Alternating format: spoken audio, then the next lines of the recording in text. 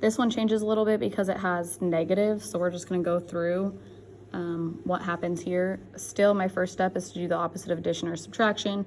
The opposite of adding 1 is subtracting 1. 1 minus 1 is still 0. I can cancel that out.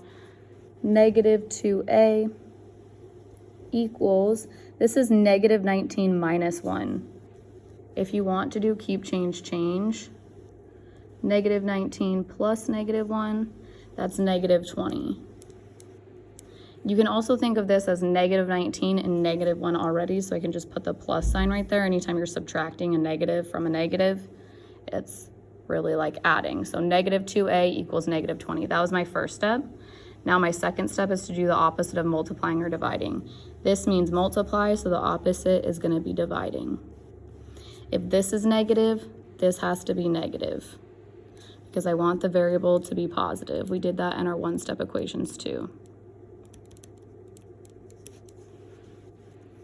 If I do it on this side, I have to do it on this side.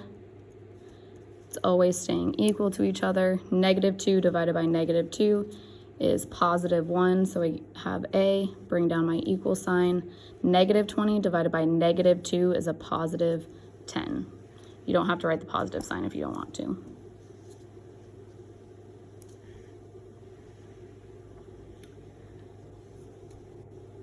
Similar here with the negative, my first step is still going to be to add or subtract. So I'm going to subtract 8 on both sides. I get c divided by negative 9 equals 17 minus 8 is 9. I'm going to do now the opposite of multiply or divide.